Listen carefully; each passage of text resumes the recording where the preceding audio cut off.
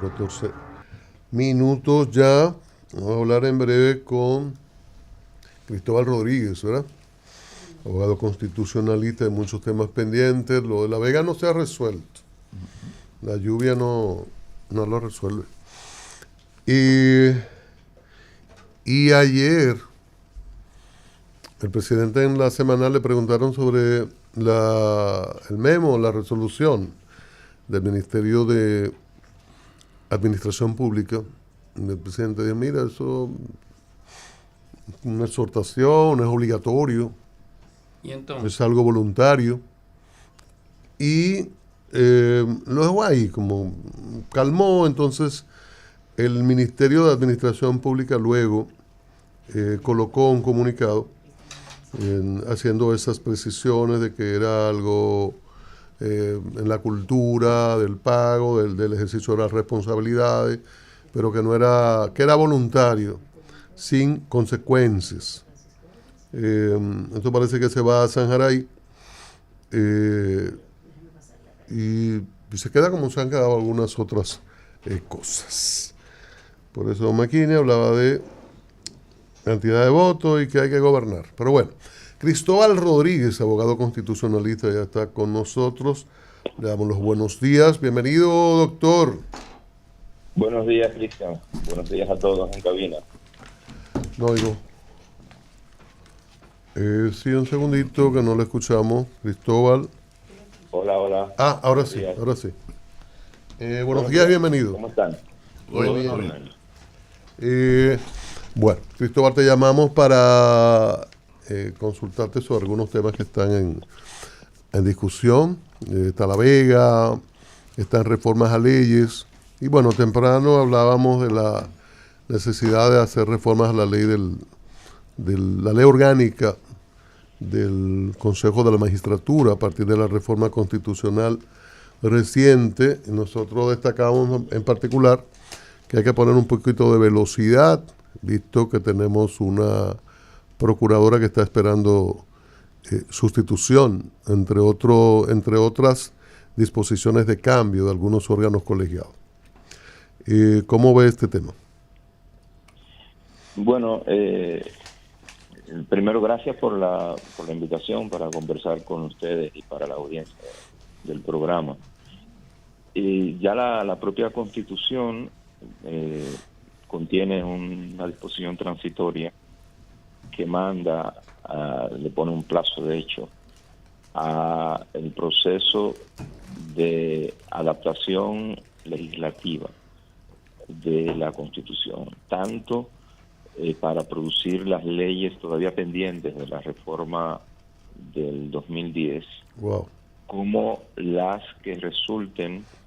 adaptaciones que resulten de la reforma constitucional recién concluida. Por tanto, digamos que la reforma encuentra o le pone en manos del Congreso una agenda ya predeterminada, parte de la labor propia del día a día de las cámaras legislativas. Y aquí hay dos, yo lo veo, se puede segmentar en dos grandes aspectos. Hay leyes que se deben producir, nuevas legislaciones, y hay leyes que se deben adaptar. Por ejemplo, no tenemos ley de referendo, pero tenemos una ley del Consejo de la Magistratura, para poner un ejemplo. Entonces la ley de referendo hay que aprobarla, o la ley de participación ciudadana es una ley que hay que hacer. La del Consejo de la Magistratura hay que introducirle las modificaciones puntuales que señala. Y empiezo haciendo la diferencia porque aunque creo que lo ideal es que se adapte la ley antes de que se produzca, por ejemplo, la próxima convocatoria del Consejo Nacional de la Magistratura para la sustitución de la Procuradora General de la República, que es lo que ha trascendido, ¿no?, a la opinión pública. Yo no creo que sea estrictamente necesario.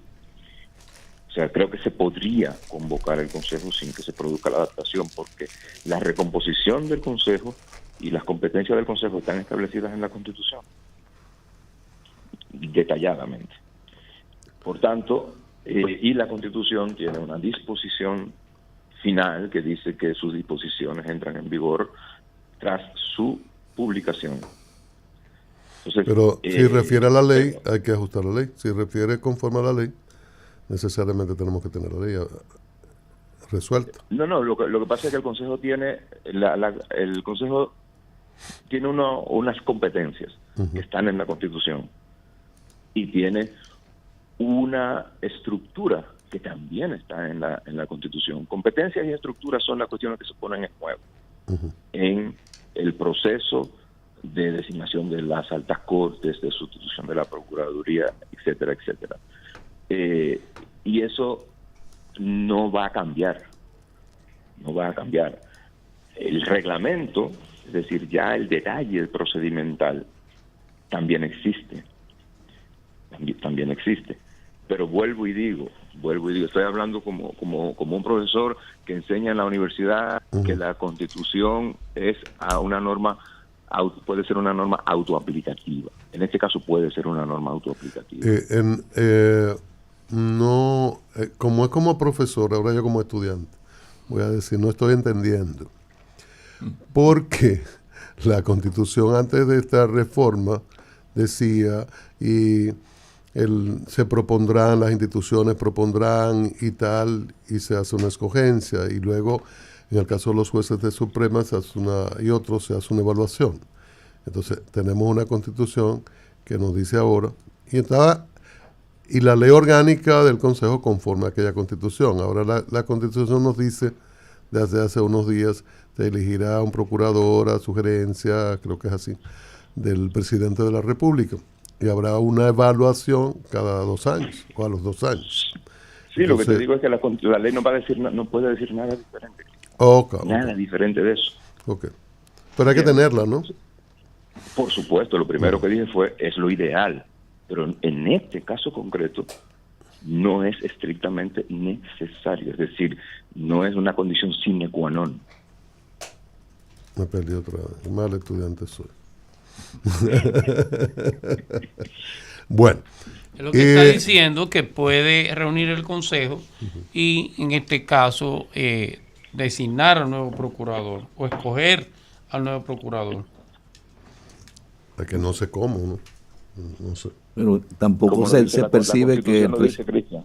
¿Perdón? La Constitución lo dice. La Constitución dice cómo.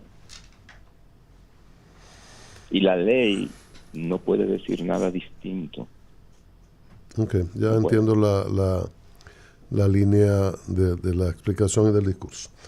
Pero bueno, ese es un tema. Hay que también el reglamento, que es una norma inferior, que tiene que resolverse también.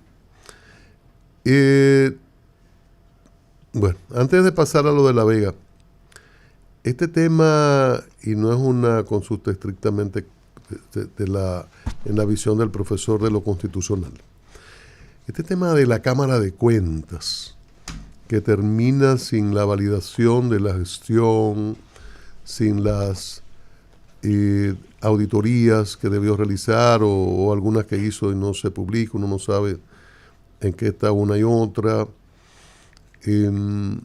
Se había hablado de 10 interesados, pero ahora vemos que hay 80 y tantas personas que han solicitado validación en contrataciones públicas, que parece que van para allá. Este problema, ¿cómo lo ponderas a partir de lo que hemos visto con Cámara de Cuentas, incluso un allanamiento en un momento a Cámara de Cuentas, un presidente pasado que habló de que se maquillaban, admitía públicamente, el conflicto que hubo ahí y la conclusión sin haber cumplido el trabajo?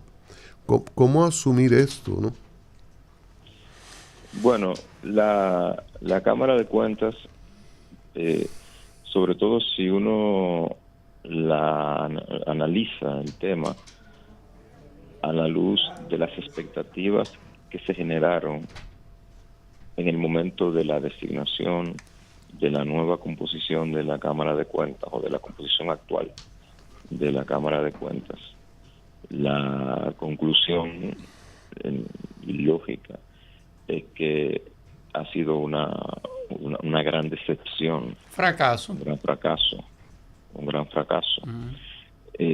Todos esperábamos un órgano con un mayor nivel, con un mayor estándar de cumplimiento, de eficiencia, de adecuado manejo de todo el tema de las auditorías. Adecuado significa también cantidad de auditorías presentadas a los órganos correspondientes, sobre todo al Congreso de la República. Y sin embargo, lo que hemos visto en estos años ha sido un órgano atrapado, disfuncional, que no ha salido de unos conflictos, de unas pugnas internas, de unos querellamientos entre sus integrantes, cada uno de los cuales, cada una de las indicaciones que se ha hecho a los distintos integrantes, que se han hecho entre ellos, es causa suficiente para un juicio político. Ya no es necesario, ya se van. Una pregunta, entonces, Cristóbal, como tú dijiste ahorita, de alumno a profesor.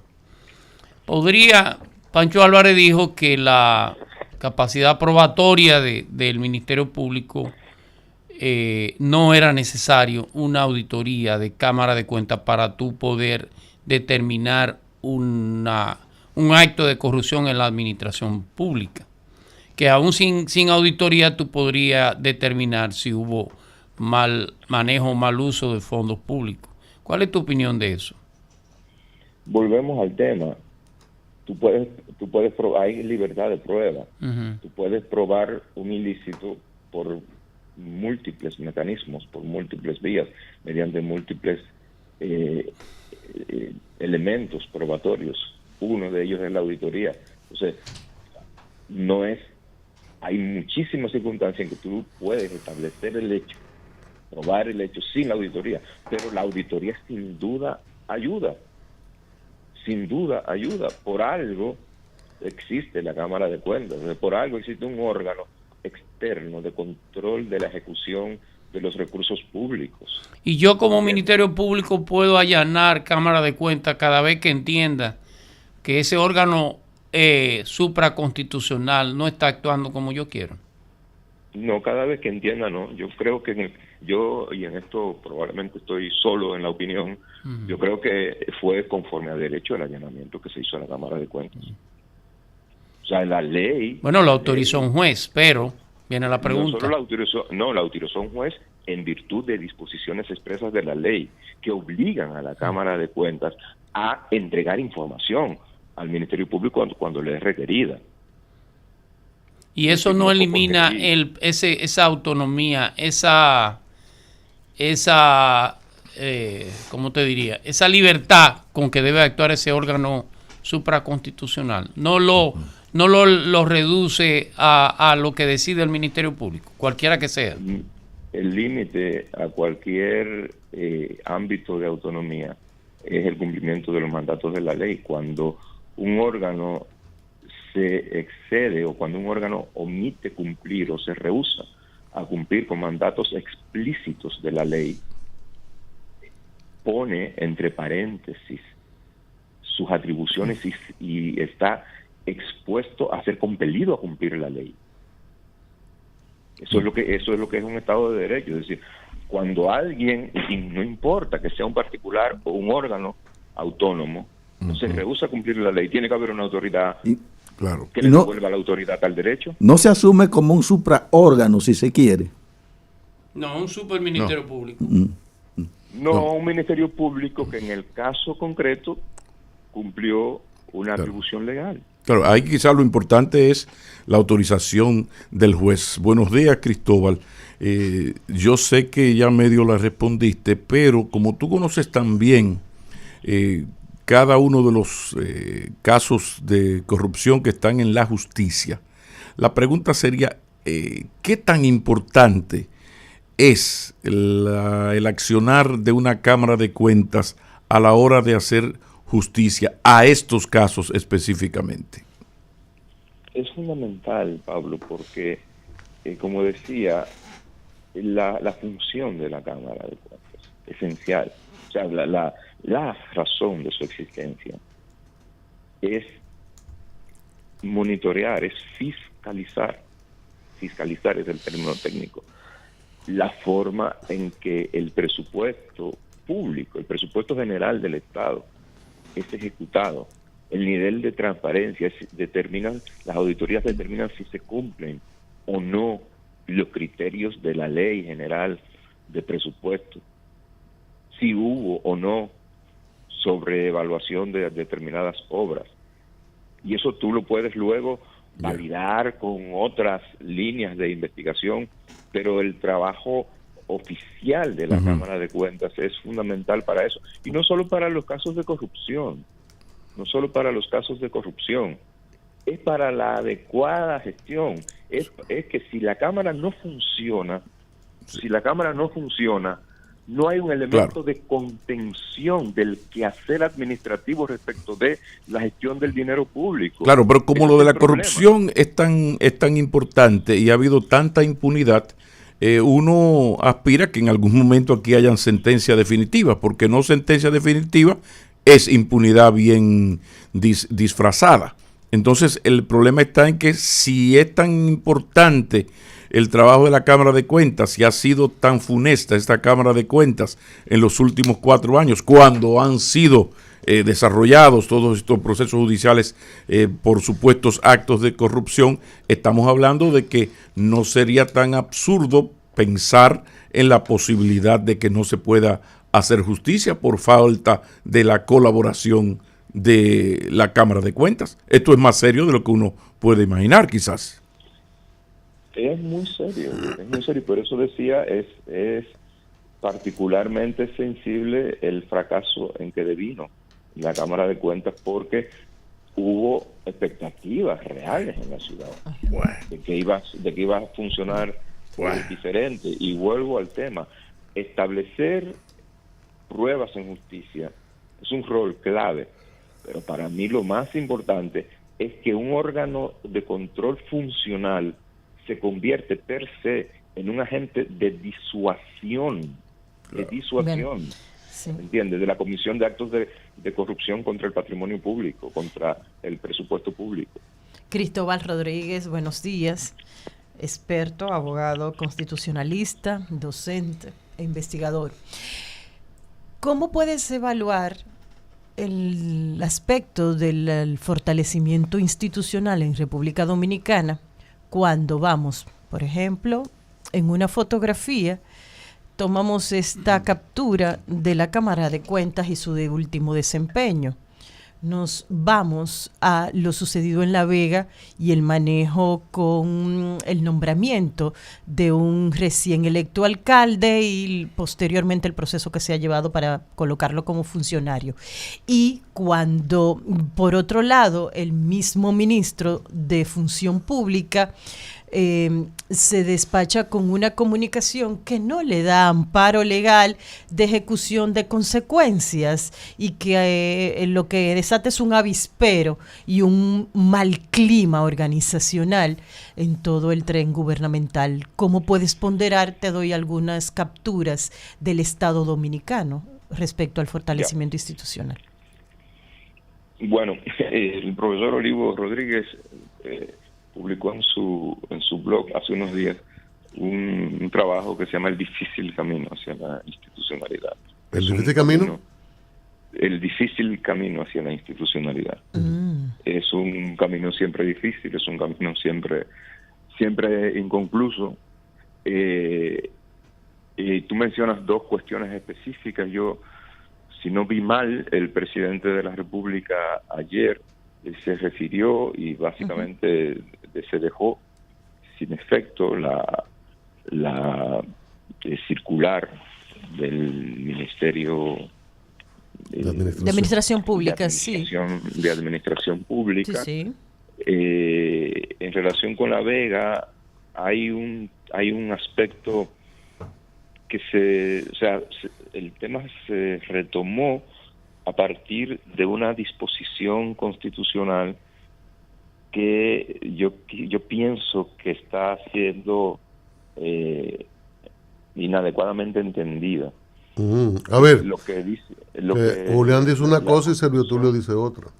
La Constitución dice, o sea, remite a la ley la determinación de la forma de la suplencia de la vacante en el ámbito de las alcaldías. Ajá. Es decir, si el alcalde falta y el sustituto natural, que es el vicealcalde, no lo suple, entonces lo que hace es una remisión a la ley. Se ha interpretado de eso que lo que se pretende es devolver la facultad al presidente de la República para que la suplencia se produzca por una decisión del presidente de la República, y esa no es una lectura que se deriva necesariamente. ¿Tú qué crees específicamente?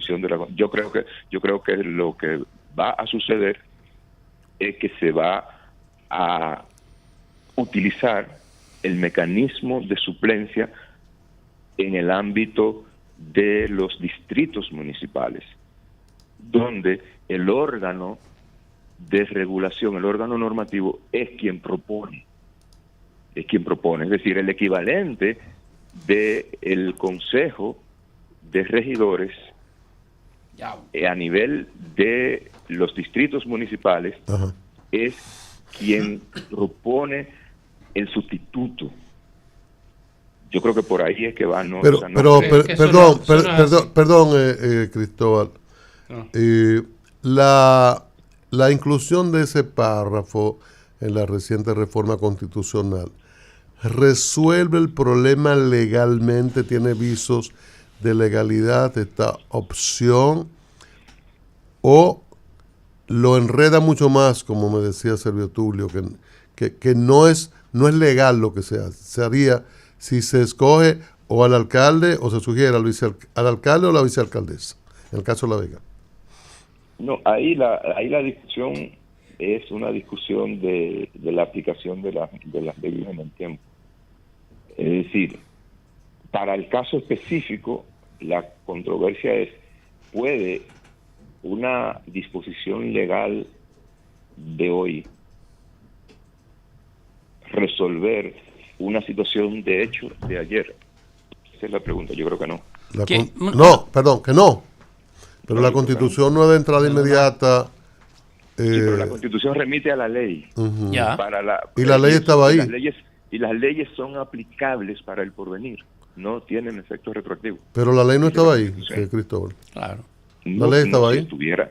No, la ley no estaba. Si hubiera estado la ley, si hubiera estado el mecanismo de suplencia en la ley, se hubiera hecho. No, perdón, antes de que entre. La ley estaba ahí. Lo que ocurre que en la reforma del 10 se llevaron una facultad presidencial que no se renueva.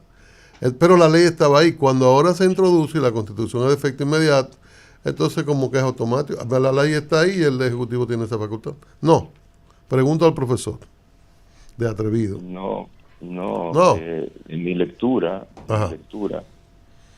la disposición transitoria hace una remisión a que la ley decida, a que el legislador decida cómo. Que el legislador decida cómo excluye no excluye, pero saca de la ecuación al presidente de la República en los términos en que estaba en la Constitución antes del 2010, anterior al 2010. ¿Entiendes? Pero es que la ley está... Cristóbal, adelante. ¿Quién decide que una ley es inconstitucional? El Tribunal Constitucional. ¿Y lo ha decidido? No lo ha decidido. No, pero es tan simple como lo plantea ahora Julián. Ya. ¿Se queda así? Pero el tema es que el hecho de que no lo haya decidido no elimina la circunstancia de que la disposición constitucional que le atribuía la facultad al presidente se eliminó de la Constitución. No es cierto. ¿Y ahora está establecida? No, está en la del 2010. ¿En cuál disposición? En el artículo en el 212, 218. Búscalo. Dice que el presidente puede Para tomar todas decisión. aquellas designaciones que no están establecidas ni en la Constitución ni en la ley. Y esta ni siquiera está en la ley. Si no estuviera en la ley, el presidente lo haría, pero esta está en la ley. Y entonces, esa es una Artículo lectura- 64, ley 176. Esa es una lectura Claro. plausible que yo desde este espacio me voy a permitir desaconsejar 128, artículo 128. a las autoridades correspondientes. Yo me permitiría. ¿Por qué? ¿Por qué, Cristóbal? Porque, o sea, vamos a ver, los gobiernos locales son entes autónomos. Autónomos significa con capacidad de autogobierno, con capacidad de autorregulación, con capacidad de autorreestructuración de sus distintos órganos y organismos. Por Autónomo mandato de la ley. Autónomo significa una restricción importante de injerencia de cualquier otra entidad de gobierno. Pero contrataciones Pero públicas no la regulan. autárquico. No, es autónomo. Autónomo, no autárquico. Autónomo. Entonces, ese nivel de autonomía, en mi lectura, se ve severamente intervenir en los límites de lo ilegal si el presidente de la República designa a un alcalde. No, a un alcalde no. La ley no dice que él designa a un alcalde. Que él designa un vicealcalde. Ahora, si no hay alcalde, ese vicealcalde asume la posición del alcalde. Pero la ley no dice que él designa al alcalde. Que designa al vicealcalde. Sabemos que no hay, ¿verdad que sí? Pero es otra cosa. La ley... No, eso es lo mismo. No, eso es lo mismo porque ese es el hecho final. No, perdóname. Stricto sensu, la ley dice el presidente designa el vicealcalde. Si él hace lo que dice la ley, no hay ningún tipo de violación. Y si hay violación, no lo decide ni Julián ni Cristóbal, lo decide el Tribunal Constitucional. No, el Tribunal Constitucional, esa es una cuestión que... O sea, ese hecho no va al Tribunal Constitucional. Depende, si alguien lo lleva así. No, o sea, tendría que ir primero a un contencioso. No necesariamente. Tú puedes ir en un recurso de revisión directa contra ese artículo de la ley. No puedes ir, bueno, contra el artículo de la ley. Contra el la artículo. decisión, Julián. Son cosas distintas. Es que la decisión está basada en el artículo. Perdón, una cosa es atacar una ley, una disposición de ley, y otra cosa es atacar una decisión administrativa. Totalmente de acuerdo, eso estamos de acuerdo. Entonces, tú no puedes atacar la decisión administrativa. Sí, pero si tú atacas el artículo, te lleva a la decisión administrativa. Sí, pero el punto de la controversia es, tú puedes atacar una decisión administrativa directamente ante el Tribunal Constitucional, una decisión está claro que no. Lo podría hacer, por otra vía. Pero estamos de acuerdo. Lo importante es que lo que tú dices, quien declara la inconstitucionalidad de una ley es el Tribunal Constitucional. Y como tú mismo dices, no lo ha hecho. Entonces el presidente tiene la obligación de cumplir la ley. Está tan claro, Julián, que no lo han hecho. Estoy de acuerdo contigo también. Está tan claro Cristóbal, que no lo han hecho. Cristóbal, un paréntesis para una precisión. Porque en el pasado hubo unas discusiones sobre auditorías y ley de compra y contrataciones públicas y la sujeción de los ayuntamientos a la contrataciones públicas como rector en ese ámbito. Entonces ahora tú emitiste una serie de juicios en el sentido de que de la autonomía plena que tienen los